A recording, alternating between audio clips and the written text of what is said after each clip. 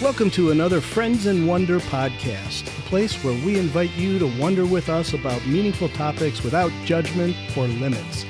Brought to you by two lifelong friends looking for insights through a lens of how can this help? I'm Joe Luther. And I'm Vince Kern, and we're your hosts.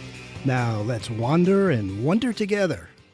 Hey, Joe, how you doing today? Oh, Vince, I'm pumped up as always. How you doing? That's good, because I'm pumped up, too. Our topic today is right up our alley. It's something we've been talking about for 40 years. Especially up your alley because it's about the news, and that was your world for a very long time. Yeah, about 30 years or so in the journalism field.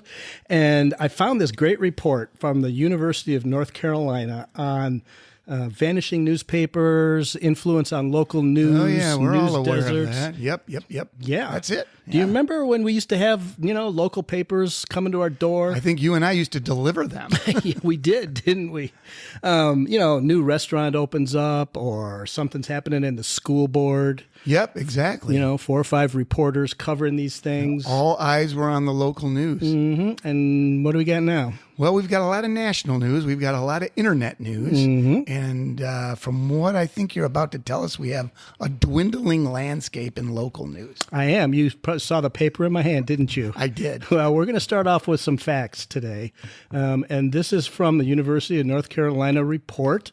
And it is titled somewhere on here. All good reports have a title, and I don't have it on my notes, but I'll get it at the end. Well, yeah. We'll link to it. How's that? Later. Yeah. Okay, so since 2004, the United States has lost 1/4 or 2,100 of its newspapers. This includes 70 dailies and more than 2,000 weeklies and non-dailies. My goodness. So 70 dailies. Yeah, those would all be in pretty big markets. Yeah, those would be big markets. So that's more of local for those markets. Local, but yeah. local, depending on your bubble. As far as I'm bubble. concerned, local is Detroit. Right. Yeah. But in Detroit, so you've got Royal Oak, Birmingham, right. Southfield. There's all the suburbs within. Right. And a lot of the newspapers used to cater specifically to those. And that's what sounds like is being lost here, these weeklies and non-dailies. What do you think the impact of these news deserts, as they call them, what do you think that means to us? Why is that important? Well, it's important. And I'm going to quote our guest today. We have a guest who has started a fabulous local news operation in Batavia. A success story in New York. Big success story, serving a community that doesn't have a local news desert because of his ventures. But we'll talk more about him later. But what I think it means, Joe, and you've said this before, and we've had a lot of conversations about journalism over the years, but it's as much about what's not getting covered and what's not being said. Right. People don't know what they're not getting. Right. It's one thing that news can be crafted and shaped and influenced by whatever influences there are out there, usually profit driven. But when you don't even get a story, you don't realize that you're in a news desert. And that's really what this whole idea of the dwindling landscape of local news is all about. Right. And to quote that Howard referenced, that I'm referencing from Howard, is that without local news, democracy basically dies. Right. Well, that I believe that because really, our whole republic was founded on this grassroots kind of local first and then work your way out to the more national and well, now we're talking about global today, but yeah, it was the founding fathers were most concerned about empowering people at the local level. The same is true about information. Exactly. And I guess it's about that time in the podcast where I have to come clean and say, Joe, you were right. Oh, yeah. Well, tell me more. Well, since the beginning of my when I was a pie-eyed, eager, idealistic, cub reporter. Well, we were both that way, Vince. I just like to pick on you. What was I right about? Well, you were right because even before the internet, back in the early '80s, when we were sitting around talking about these things, you were very aware of the influence of corporate media and big tech. Oh yeah, the old follow the money idea. That's right. And so, how does that play into this local news thing, though? Well, Well, over the last 40 years, we've seen what corporate influence has done. And in the 90s, 10 years after you said it, the internet came along and brought Google and Facebook into the playing field. Right. And that's true. And Google ads have probably taken away from a lot of the local news classifieds. I know that car companies traditionally used to advertise in the classifieds. Yep. I mean, there were literally sections in the newspaper where you would look to find a car, and those are all gone. Google and others have literally destroyed that. So the revenues of ads have gone through really the Google way, and then there's Facebook with all their attempt at trying to control local news. Well, everybody's a self-publisher now. So while Google deals with advertising, Facebook sort of takes the content. So all those local feel-good stories. Right. And this is something that our guest, Howard Owens, deals with every day.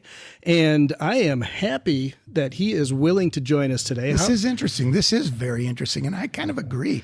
Maybe democracy does depend on this kind of a story. And we're going to ask Howard about this. He's been in the journalism field for at least 30 years. He's had experience in both corporate media operations, some rather large ones, and he left to start his own business in Batavia, New York. And it may be kind of curious to people why we would interview someone from Batavia, New York. Yeah, but it's just like Main Street, USA. It's a microcosm of the rest of the country, really. Yeah, exactly. And it's a place where Howard has successfully managed to bring local news to his readers. So he's a shining example for all the rest of those news deserts out there. Yeah, and hopefully some journalists out there may listen to this and say, hey, I can do that too. Well, he did, so I can't wait to hear about his story. Let's see if Al can get him on the line via Zoom today. Okay, Al, are you awake?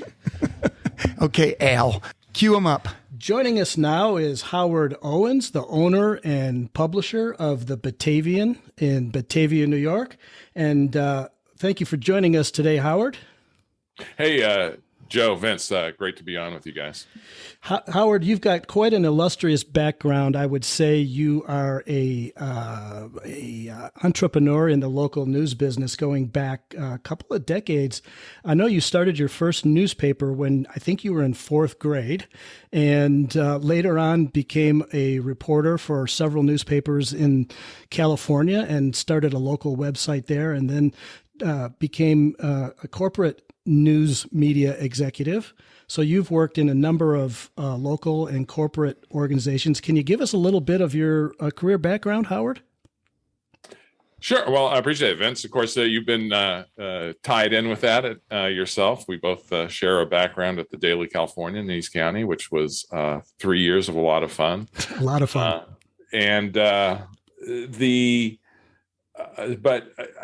For some reason, I've always gravitated towards news. Like you mentioned, fourth grade. I didn't really consider news a career, though, until I was, in college, and wound up getting involved with a friend owning a small weekly paper in a portion of San Diego, Ocean Beach, Point Loma area. Carlsbad Journal, Daily Californian, where we met, and then went into freelance for a while and started East County Online, which I like to say now was kind of probably the first hyper-local news site in the nation. That was 1995. And then had to make some job changes along the way and wound up in Ventura and eventually at the Ventura County Star. And that started me on the executive path until I landed in New York and wound up going back to kind of my entrepreneurial roots. Yeah, let's talk about the hyper-local news startup a little bit. You mentioned that was 1995. So if anybody is looking on a timeline, the internet was probably very nascent back then. It wasn't being used for news sites tremendously. Can you sort of go back and share what the landscape of local news on the internet was back then? So this is shortly after, Mosaic had been introduced, and probably about the time Mark Andreessen and his partners were introducing Netscape. Netscape was very new at the time. It seems like the first browser I had was Mosaic. And I had an opportunity, a man by the name of Ron James, who went on to become the content director for Sign On San Diego, the Union Tribune's website at one point.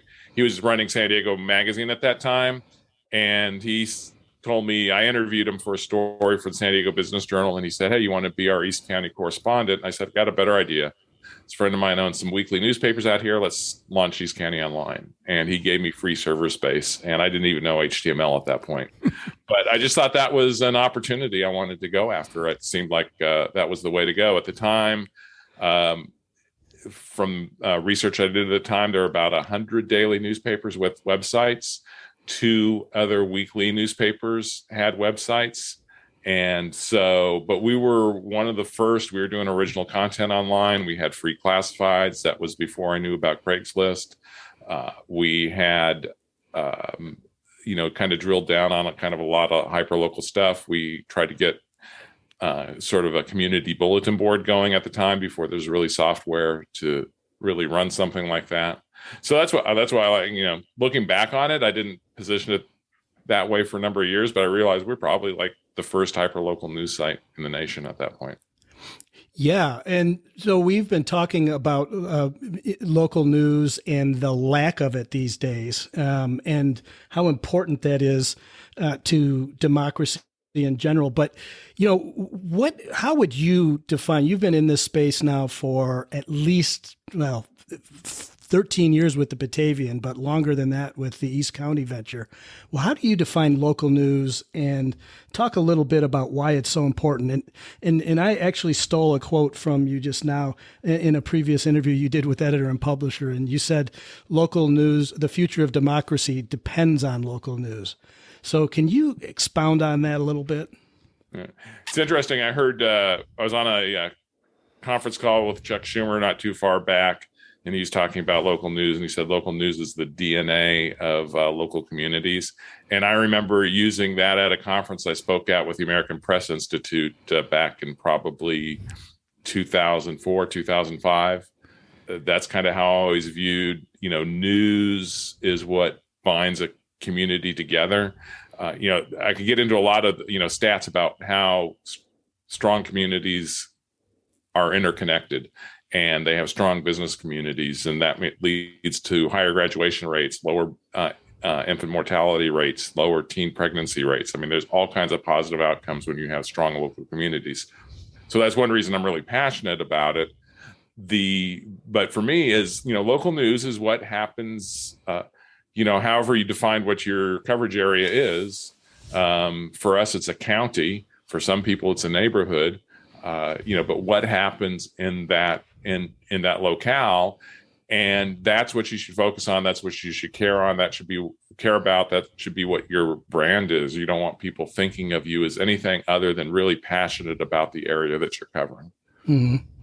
And how does accountability play into that with agencies and things of local government and that kind of thing? Yeah. Well, I think that there's 2 ways of looking at it. A lot of people decry the lack of resources to do investigative reporting. And wouldn't it be great if we had somebody who was always, fulfilling that watchdog role? But that doesn't mean that we don't do that occasionally. Do enterprise reporting, if not investigative reporting. I have gotten an award along those lines in the process of doing the Batavian. But I think just showing up at government meetings is one of the first most important functions. And we deal all the time with local government agencies that don't get as much coverage. And they're nervous and sometimes reluctant or a little difficult to deal with when it comes to, releasing public information or being as completely transparent as they should be, because they don't deal with reporters enough. When government agencies deal with reporters all the time, especially when it's a competitive situation, like we have with the Batavia Daily News and, say, the Batavia City Council, they're much more transparent because they've got 2 reporters hounding them all the time. And so they know they're going to get asked about it. They're knowing they're going to be held accountable. And I think that's kind of the first level, the most important bit level about community reporting, local journalism, is just showing up. Yeah. Mm-hmm. And, I think obviously the easy one to describe is local government, but there's also local business, right? Sometimes businesses have to be held accountable as well, both environmentally, or what they're doing with their employees, or how they're just behaving in general in the local landscape. And the lack of local news really takes the spotlight off of that, doesn't it? I don't know. I don't know. I guess, I think you're more familiar with kind of a big metropolitan area. It's kind of a mixed bag at the small hyperlocal area level, because, you're dealing with really a lot of small businesses, and, they're not the ones out causing generally big environmental damage, or the ones that are going to be caught up in big,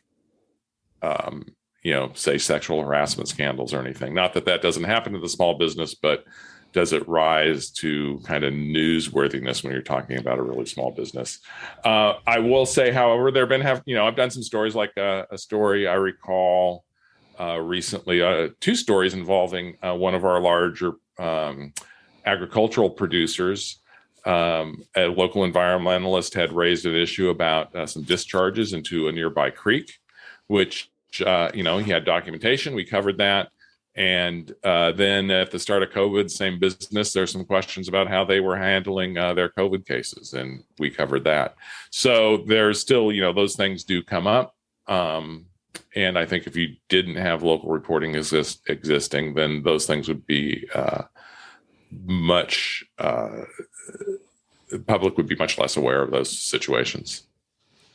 Yeah. I mean, isn't it true that a lot of the bigger media organizations get their local stories from local news sites who cover them, and then they say, "Oh, well, this is a big enough story for us to cover, so we're going to go out and cover it." Well, my friend Dylan Smith down at Tucson Sentinel complains all the time about stories he's broken that the New York Times has picked up and acted like nobody had it before them. Mm-hmm. And, stand on the shoulders of his reporting without acknowledging it. And, we used to deal with this at the Daily Californian. We'd cover a story 2 or 3 weeks later, and this was I'm going to share with you a reporter frustration, Vince. It's, one of us would cover a story 2 or 3 weeks later. The LA Times or the San Diego Union Tribune would, back then it was the Union or the Tribune, would pick up the story, after we've already covered it, and the editor would come around saying, "How come we don't have this?" We're like, we beat them on this story. Yeah, that would again. That would have been me, holding my hand up.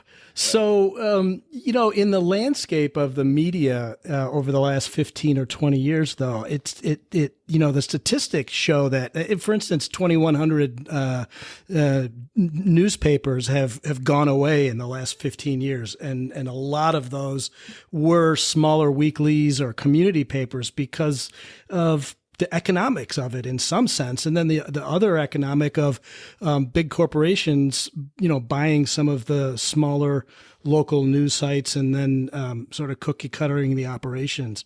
So have you seen that how have you seen the landscape of local news changing since you started the Batavian? Well, anything that's happened since I started the Batavian is just a continuation of trends that started really in the 70s. I mean, as family dynasties died off and the heirs didn't want the responsibility of the newspaper, families would sell to Frank Gannett, or some of them went to a well-run family chains like Scripps or McClatchy, which have both disappeared in the time that I've had the Batavian. Mm-hmm. That there was that consolidation going on. You had a tremendous change in, this doesn't get talked about enough, but Walmart had a tremendous impact on the newspaper business because they had a tremendous impact on Main Street America. And Walmart does not advertise in newspapers, traditionally hasn't. But those businesses on Main Street did. And that forced newspapers to make a switch away from relying so much on retail advertising to classifieds. And that's when you get into verticals that, auto and real estate and everything with much higher dollar values, and that became a major source of revenue for newspapers. And that's pretty much what the internet destroyed. Mm-hmm. Yeah, that's for sure. Can I ask a question though? Both of you guys are media experts, or you've been in media for a long time. But there was a phrase used earlier that I think bears a little clarification. There's local news, and then there's hyper local news. Did somebody say hyper local news? Is there something like what you're doing? Is that smaller than like the Detroit area needs local news too, but it's a bigger metropolitan area? A decade ago, 15 years ago, hyper local was the big buzz term. It is not. It was always kind of somewhat mocked and ridiculed. A lot of people, and it's kind of fallen out of favor now. It's not used as much. People just talk about local news. But, I used it in context of that, just to kind of clarify what we're doing at East County Online. And what we do now is just that there is a laser focus on local that exists when you are, quote unquote, hyper local. That's a little bit different from the old local newspaper days. Because the former, and I was debating with somebody about this online the other day, the former model before the internet, the former model of local newspaper, and this applied to the Daily Californian to some extent, was you carried Associated Press. My job when I was wire editor, Vince will remember, that's when he first came on, I was a wire editor, was to put together Page 3, and it was all the wire stories. In a hyper-local context, you don't do that. Okay. And one of the things I was arguing about is, newspapers today still do that and shouldn't. Even if you're in print, everybody has access just a click away to all the world's news. You need to be laser focused on your local community. That needs to be your brand. Mm-hmm. I at every newspaper I've worked at, in my career since the internet came along, I fired Associated Press. We stopped using Associated Press online. But with the advent of the internet, everything has really the pendulum has swung the other way, right? And that's really why we have these news deserts, is because people are becoming more satisfied with the idea of this national or international news and maybe don't know what they're missing. I think it's more complex than that. I mean, Vince may remember this book, but back in the late 90s, Philip Meyer wrote a book called The Vanishing Newspaper, and he talked about corporate ownership harvesting, which is they're just taking profits out. And then at the time he wrote that was really prophetic, because that really wasn't happening. But that's what we see now with like Alden, and to some extent, there's a couple other chains out there that are investor owned. Venture, not venture capital, equity capital owned, private equity. Yeah. Yeah. And they're interested in making sure that they're always profitable. Profits come before every other business consideration. And so that's where you get the reduction in staff, and you get the closure of unprofitable or underperforming newspapers. And that can particularly hit small communities hard that are already struggling, because they've been shrinking. Rural populations have been shrinking across the country for decades. So that is kind of what's been going on in creating. I'd say that's the primary factor in creating these news deserts. One of the interesting things, I'm not going to throw anybody under the bus, but a journalism professor here in New York who is well known for his internet punditry 20 years ago or so, he and I argued all the time about the value and future of local news, because he kind of believed along these lines that, as he suggested, that people just we're part of a global community now. They're not really interested in what's going on in their local community. And I'm like, no, I didn't believe that for 1 minute. I didn't have a lot of evidence. I'd say the Batavian has given me the evidence. I mean, you look at how popular we are, how the praise I get around the community. People are really hungry to know what's going on in their local community. They want to hear the scanner calls. They want to see the police beat stuff, but they also want to see the new restaurant openings are one of the most popular things we do. I mean, They want that entire package of what's going on in my community today, this week, if not this minute.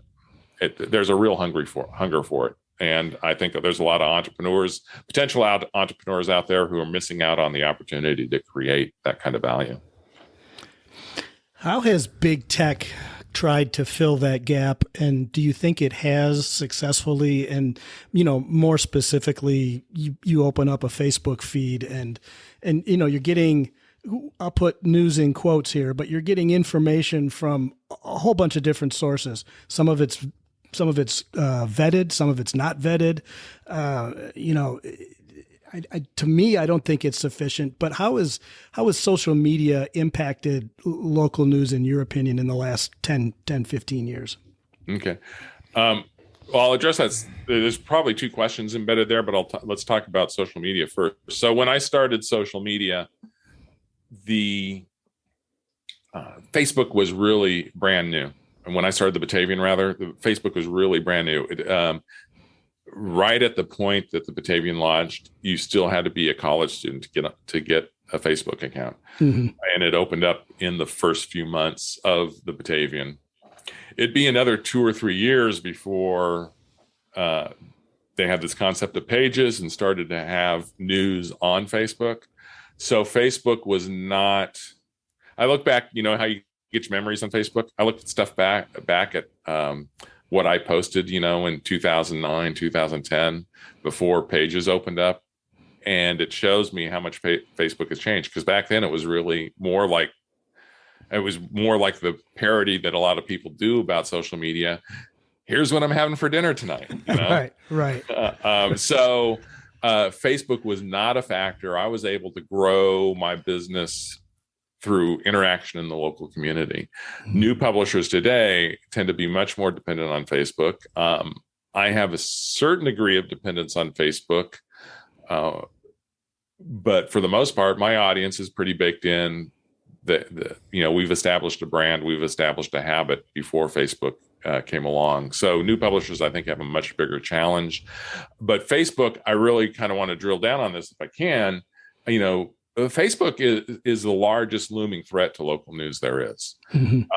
And it doesn't get talked about enough. There's a bill through before Congress now to make Google and Facebook pay for local news.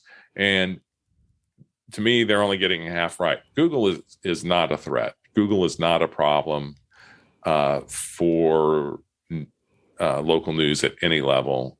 And I think publishers that blame Google really don't understand their own business or the internet. But Facebook is sort of, and when people talk about this bill, when there's commentary about the bill, the focus is on Google. Google is not the threat. Facebook is death by 1,000 cuts. They rely on our content, although they're talking about de-emphasizing it now, but they use our content a lot. They use news content a lot to drive interactions. Then they create these groups that take away from the community conversation. They take away classifieds. They're going after our local advertising business. Now, we haven't lost much, if any, revenue to Facebook, but it creates turbulence in the marketplace for a competitor like Facebook to come along. Are you talking about when you say taking your revenues? Are you talking about Facebook Marketplace and the ads that they use?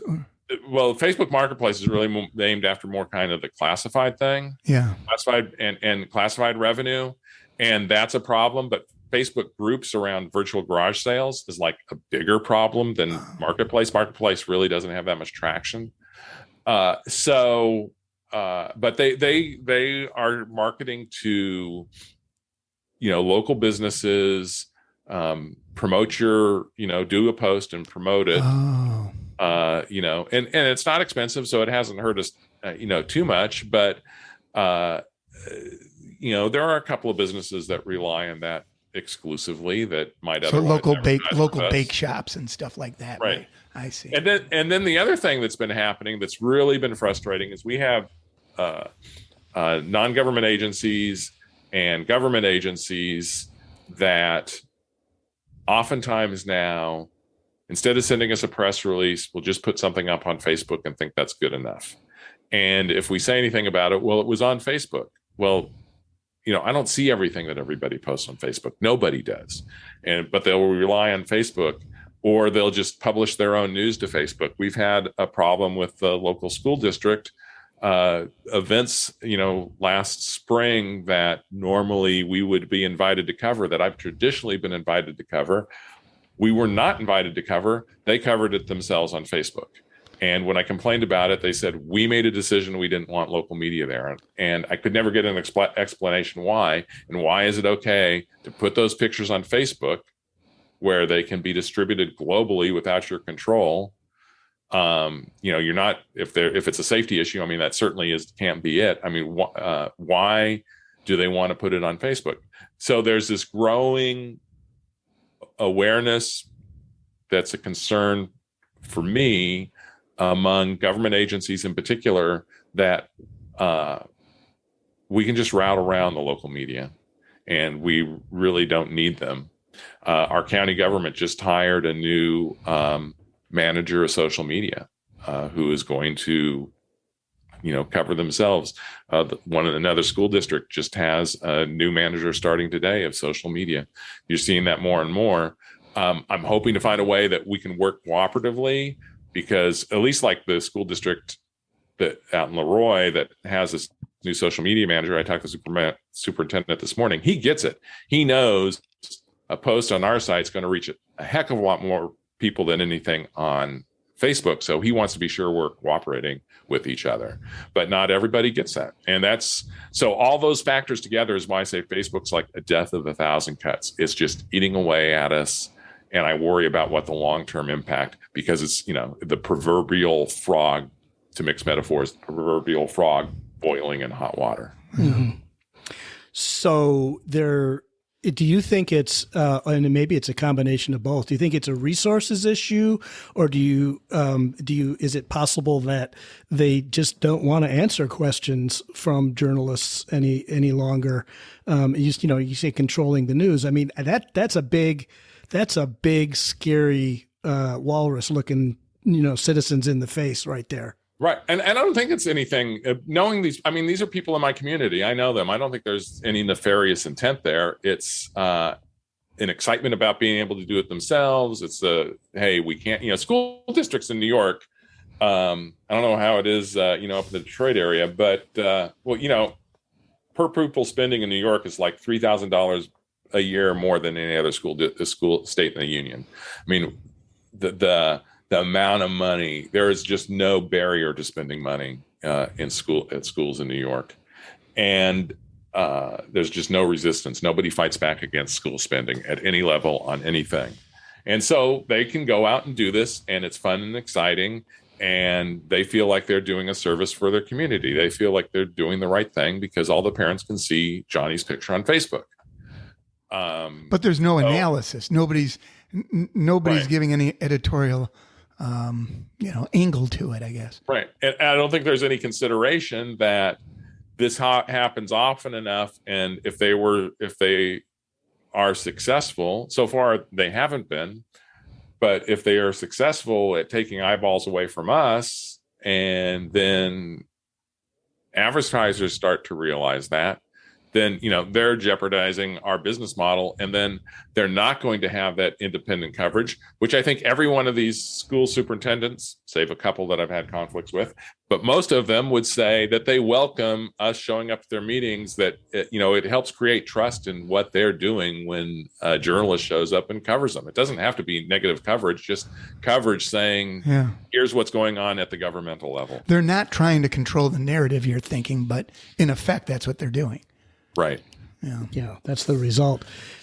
So we've talked a lot about the local news landscape, but let's talk a little bit more about the Batavian. So give us the basic outlay of the Batavian, who you cover, what you cover, how you cover it, and a little bit about Batavia, New York, for some of the people that may be listening from other places. I do know Batavia was the home for that big movie they filmed there. What was it? Trains, Planes, and Automobiles? Yeah, there was some scenes filmed in Genesee County with John Candy and Steve Martin. Yes, Nice. and still talked about it quite a bit. And also, there were some scenes filmed here for The Natural. The Robert Redford movie. Oh, I did Build not it. know that. build it and they will come. That's what you did. You had quite the success story, and it's okay to brag when you talk about the Batavian because it really is a success story. Yeah, well, I'm proud of it. I'm proud of what I've accomplished in this community. I'm from San Diego. I moved here specifically because of the Batavian, and one of the local business owners has commented and complimented me on how quickly I kind of became embedded in the community. Like a lot of small towns, Batavia can be resistant to newcomers, and I was accepted pretty quickly and have been accepted. And it's always gratifying to go to an event. Like I went to an event last night, and everybody as I walk in is like, "Hey, Howard," that's nice. The county has 57,000 people in it. That's our coverage area. We do 12 to 14,000 unique visitors on a weekday. The vast majority of them are right here from Genesee County, or we get a lot of commuters that live and work in Buffalo, and they visit the site frequently. That work in Buffalo but live here, or Rochester but live here, and we get a lot of traffic during the day, during daytime hours from those cities. So the traffic has been pretty phenomenal for the last decade at least.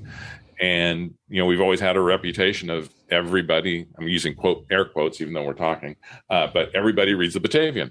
And, we have typically 140, 150 advertisers on our homepage at any one time.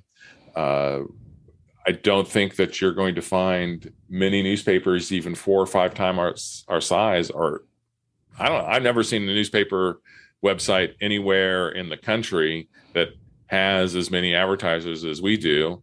And there may be some newspapers with more revenue because they're bigger markets, they can charge more. But at, $250,000, $270,000 in revenue a year of pure, not upsold, but pure play internet revenue, I just don't think there are many newspaper websites that can match that. So what's the secret sauce? Obviously you're a very likable guy. You were brought into you came and were welcome into the community. Obviously that's a good part of it, right? But do you have to dig constantly? Do you have to put in 80 hours a week? Like, what is it that you think? Obviously you're providing good content, and that helps the advertisers want to, advertise with you. And obviously you got great readership. But what do you think is the secret sauce for you versus some of these other places where it hasn't been thought of as a good opportunity? Well, I'll try to unpack that a little bit. First of all, I don't think I'm anything special as far as likable or charismatic or any of that kind of stuff. I have no special powers, but I think, just the ability to go in and talk to a local, I sold ads for the site in the beginning, and there's the ability to go in and be relatable to another small business owner, something anybody can do. You don't have to be terribly articulate to do that. So I don't think there's anything particular about me that contributes to the success. It is a lot of hard work, and I've been willing to do that. Not everybody's willing to do that, but again, that's not, you don't need anything special in your DNA to be able to do that. And then I think there's a formula that certainly at this level and probably slightly bigger is replicable, and that is, our motto, especially early on, is to answer the question every minute of every day, what's going on in my community? To be honest, I don't think we do that now as well as we used to for a variety of reasons. But I think at least at the start, that's really key.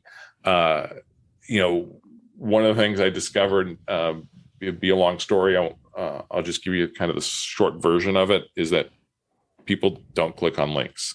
It's kind of misunderstood a lot about the internet that people really don't like to click on the links. They go to a web page with a specific intention.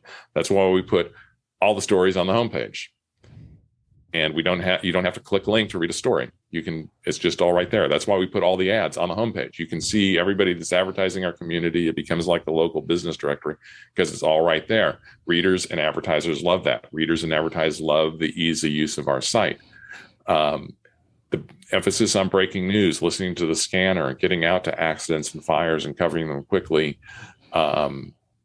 is important. All the little community news, just kind of what's going on now, who are the interesting people, new businesses opening, having that kind of complete aspect of it is another key ingredient. You put all that together, like I told you earlier, people really want to know what's going on in the community. Local news sells. It's an easy sell. Selling to local advertisers, retail display ads is an easy sell. A lot of people are resistant to these ideas in the larger local news universe, newspaper universe. Old newspaper people a lot of times even fight against these ideas, but it's really basic and really easy. And I think the success of the Batavian and some other similar ventures across the country, prove it. Yeah, I wanted to ask you about other sites like the Batavian. How many are out there? And you mentioned all of the things that have to get covered, and I know you post 4, 5, 6, 7 different things a day. So, what kind of resources does it take? I know you're a small business. You're one guy. You have I don't know how many employees you have, but what's your operation look like, and what else is out there, and why aren't there more sites like the Batavian? That's a bunch of questions all at once. So there are roughly 400 local independent online news sites in the nation now, to my understanding. The degree to which some are obviously not all are successful. Not all follow our business model. Some rely on event revenue. Some rely on membership or subscription revenue. Not those that do advertising sometimes rely more on programmatic ads or network advertising than local advertising. So there's a bunch of different models out there. I got a friend down in San Angelo who does a great job. He's making a lot of money doing events and videos. I mean, he also sells ads. He's got ads, but he does both programmatic and local ads. So it's really kind of a mix. He's been very successful. Riverhead Local here in New York, and then just to the north of us, Orleans County, Orleans Hub, very similar business models to ours. ARL, or Arlington Now, down in Arlington, Virginia. Again, kind of a mix of advertising revenue going on there. So, I'm far from unique, but it also is a lot of work. When I started this, it was pretty much just me. My late wife, Billy, had not joined the business for the first several months. So I was writing all the stories after I took it over from Gatehouse. We haven't really got into that, but once it was my business, I was writing all the stories, I was selling all the ads, and did that for months, and building all the ads in Photoshop. And we didn't have an ad server. I had to physically put them on the site. So, it was a lot of work. Steve Jobs' great video on YouTube about it. The secret of success is, it's a lot of work, and you have to be insane to do it. And I think that's true. And it remains a lot of work. It's been harder, frankly, for the last several months. Even though I do have more resources. I got a full-time online local news editor, Joanne Beck, who used to be my competitor and is now part of the team and does a fantastic job. She's very well respected in the community as a journalist. And then Lisa Ace, who's been with me now for more than a decade, handling all the advertising stuff, which is a big relief off my plate. I have to don't do that. And she's been a perfect fit because she really gets what we're about, and our customers love her. She has great people skills and gets along very well with all of our advertisers. So then I have a whole host of freelancers that one person that will write occasional news stories for us, a couple of people that write features once in a while. And then I have an army of freelance photographers that I call on. Don't frankly get as much out of them as I'd like, because they have other lives that keep them very busy, but it's nice to have those resources. So it's a pretty good size organization when you look at all of the things that you just mentioned. In a sense, I mean, it's not just you and somebody else. You've got a few people out there, and you've got your secret sauce in Lisa and her relationships, and so you've developed quite an organization. What would you say to somebody who, say, was a journalist who had a passion for local news? How would you direct them? What would you say is the most important thing to develop something along the local news site? First of all, I have a continual frustration. Every time there's been a wave of layoffs, I usually have at least one tweet where I say, if you're out of work, look around you, start a local news site. I think, why more journalists don't believe they can do this, I don't know. One of the big hesitancies is a lot of times is, well, I don't know how to sell ads. No, you do. You sell yourself every day as a reporter, trying to get people to talk to you and give you information. You know how to be persuasive. It's going and talking to a local businessman and saying, give me some money is no different. Mm-hmm. So, I think any journalist could develop the business sense to be able to do this. So I'm always kind of frustrated that more don't do it. My encouragement is look around your community. How do you define your community? What is it? And then if you have 300 or 400 at a minimum locally owned businesses in your community, you have a viable business model. Set up a WordPress site and start selling ads. Which is a little bit easier to do these days. You still have a confluence of skills that you need. I mean, you talk about photography and computers and technology, but those are all things that a person can learn, and the tools are out there now. You can learn on the fly. I've won some awards for my photography. I was not the photographer necessarily when I started the Batavian. I purposely set out to make myself a good photographer. Mm-hmm. And that was just one of the things I wanted to learn. And it's, talk about things that I think have helped with our audience growth is having good photography. People appreciate it. Yeah. But I just mentioned that to say any of these skills, there are a whole bunch of skills that you need for this job. Yes. But you can learn them on the fly. You're building a business. You're not going to have a huge audience right at the beginning. It gives you some ramp up. If you can find a way. So for us, I needed to sell 40 ads in 3 months to have a bare minimum of revenue to keep the lights on, keep food on the table, keep a roof over our heads. And I went out and did that. And, if you can afford that kind of ramp up, have any kind of resource to make it happen, I think doing this is in the grasp of a lot of people who don't realize that it is within their grasp. And it's so fundamentally important, and fundamentally important to the consumer as well. So I think there should be an equal, maybe kind of call to action for the consumer to support this kind of thing as well. Yeah. I do want to, part of me wants to add a little cautionary to it. The little caution to it is one of the things that I think has been difficult is my age going into this, which was late 40s, approaching 50.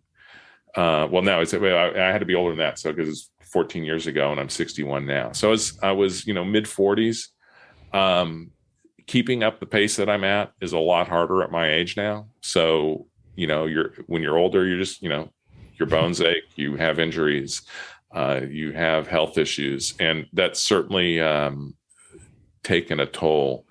Probably the ideal age to do this is when you have some experience in late 20s, early 30s, young 40s, because it's going to take some time to build a business where you have help. And I don't want to kid anybody. It's hard. It's a lot of work. It's a lot of stress. It's a lot of worry. Go watch that Steve Jobs video. You kind of have to be insane to do it, but it's incredibly fulfilling, incredibly it's a lot of fun. If you love journalism, you're going to love doing this. You're your own boss. You make your own photo assignments. You make your own story assignments. Come on, Vince, you know how much I wanted to do that back at the Daily Californian. And oftentimes you were. Yes. So I was always kind of pig-headed in that way. And now, nobody controls what I do. You want to be an independent journalist if you're in this. I mean, you Right. want that independence. So why aren't more people out there doing it? And I feel most journalists want to frustrating. make a difference, and this is a way to make a difference too. So, Yep. So and you how define the difference you make. It's, to me, it's incredibly insanely great thing to be able to do. Well, you've had a long and illustrious career, and you've certainly contributed an enormous amount to the field of journalism. And I say that in having watched you for, 30 some years through your career, and it is mission critical. And I just want to ask you, as we close this down, to put your visionary hat on, and what do you think 10, 15, 20 years from now, the local news landscape looks like? I've always been pretty optimistic. One of the things I used to talk about quite a bit when people criticize what I was doing and, say the low cost of our advertising, low cost, those that have subscriptions, low cost of them, as you look at the early penny press people, Horace Greeley, a little later, Hearst and Pulitzer, they started with small operations. There's a tendency to think that every news organization came to life fully staffed with 50, 100, 400 people. Now, most of these news operations started really small. William White in Kansas, it was just him and a couple of people early on, and eventually that paper grew into a staff of, I think 40 or 50 people all told. So the Emporia Gazette, now they're a lot smaller, but it takes time to build. I tend to be mostly an optimist that we will adjust, and local news is incredibly important, and there'll be entrepreneurs willing to take it on, and there'll be people wanting to support it. I'm a little more pessimistic these days because go back to what I said about Facebook. Unless Facebook is reined in some way, I think it's an existential threat to local news. Mm-hmm. Well, all right. Well, on that note, sorry to be so cheery. No, it's very it's very scary to think about, because we're used to having local news. I mean, all of us in our 60s probably had an abundance of local print newspapers. There was plenty of local news. I know when I was cutting my teeth as a reporter, I was going to 4 or 5 local city government meetings every week. It was commonplace, and it's not commonplace now. And so, it is, I think, the future of democracy depends on both citizens' consumption of local news and businesses getting it out there. So, Vince, you think back our time together, I covered La Mesa. Mike Drummond covered El Cajon, but I filled in for a few times with them. El Cajon in particular, if you went to a meeting there was at least 2 other reporters there every time you went. Mm-hmm. I would bet that there are now meetings in El Cajon that don't get covered at all. Yeah. Right. Well, that's why we're glad to have shined a light on this issue today. So thanks for your time. Yeah, we want to thank you once again for your time. Howard, we hope that you'd be willing to join us in the future, if possible, for more enlightening discussions in our Friends in Wonder podcast. And may you and your dog have a wonderful evening. Great. Well, thank you. Thanks for having me on, and good luck with your podcast. Thanks again, Howard. Appreciate it. All right. Well, that interview sure didn't disappoint. That's for sure. No, Howard is, he's not only a visionary, but he's somebody who adapted to the landscape of what was happening in the news business.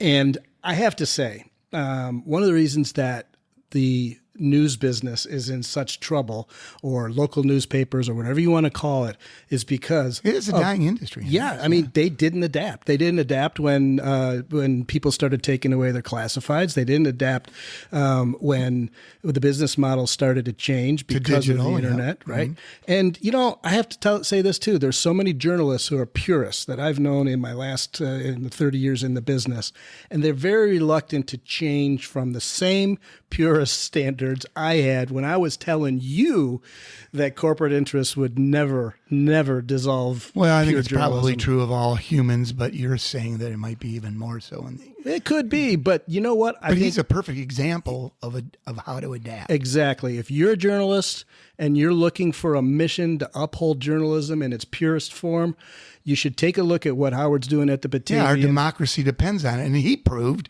I specifically asked him, there's no secret sauce. You just got to be passionate about it. Right. And I'm sure there's a lot of passionate journalists out there who are in news deserts that could take a great example from Howard in our interview today. And I think Howard also threw out a lot of things that readers should become better aware of as well. Yeah, I think the whole overall idea is people need to be aware where they're getting their information from and what they want to support so that it's there for years to come. Yeah. And if they're not getting the information that they need to start demanding it. Yeah, exactly, and supporting it. So, yeah, that was good, Vince. I really liked it a lot. I think there was a lot there for everybody. Onward we go. Wondering, Friends in Wonder. All right, I like it. Have a great day, Joe. You too. Well, so ends another episode of Friends in Wonder. We really want to thank you for listening. If you'd like to listen to more episodes, provide feedback, questions, or even suggest topics you'd like us to wonder about in future episodes, be sure to check us out at friendsinwonder.com. We'd also be grateful if you'd subscribe, like, or share this podcast. Until next time, I'm Joe. And I'm Vince. And we're Friends in Wonder.